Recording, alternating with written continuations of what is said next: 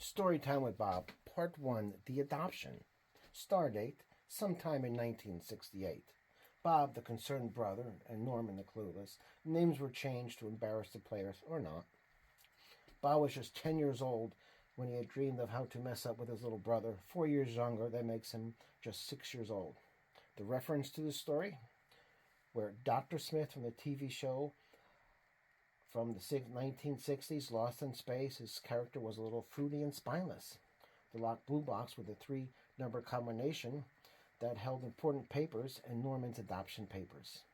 Final reference was the earlobes of myself, Mom, and Dad. All three of us had earlobes that came down and had that little floppy piece hanging down. But Norman's earlobes didn't have this.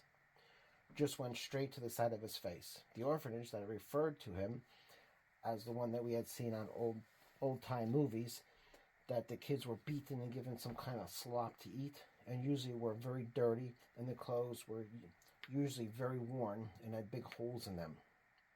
I made it sound like the worst place to ever be. I was good at telling stories for some reason. The story starts. The story starts out like this. I was looking to the blue box. I had just figured out the combination of the blue box.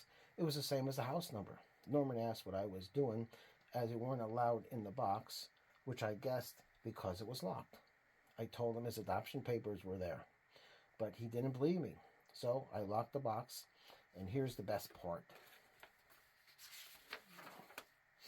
I told Norman his adoption papers were there, and he wasn't ever to know about them. Mom and Dad told me that if he ever found out, they would have to send him back to the orphanage.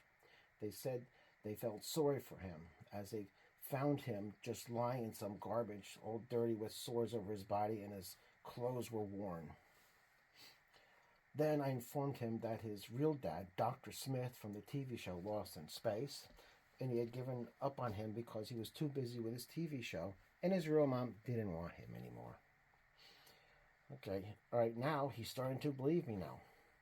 And just to put the final nail in the coffin, I told him that I can prove it. Just look at Mom and Dad's earlobes and mine. Our earlobes hang down and go back in the mirror and go see that yours do not. Now he believes everything I said. Guess I'm gifted that way. And every so often I remind him that if he ever found out that he was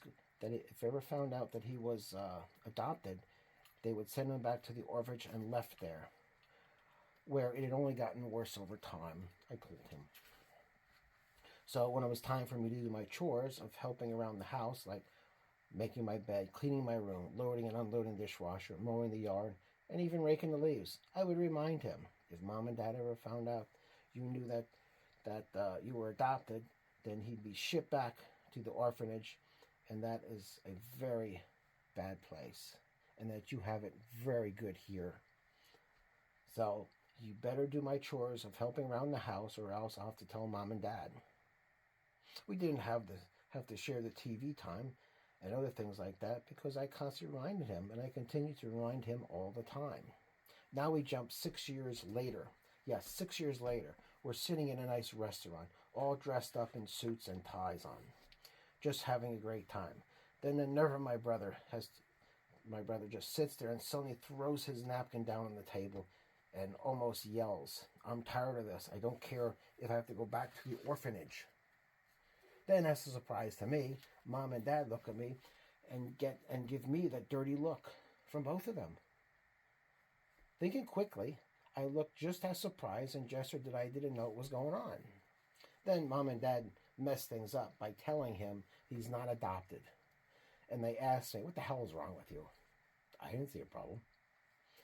Norman mentioned the blue box, Dr. Smith, and the earlobes, as Mom and Dad continued to give me dirty looks and tell me that it wasn't a very nice thing to do to your brother. Dad asked me how I ever came up with the story. I told him it was easy.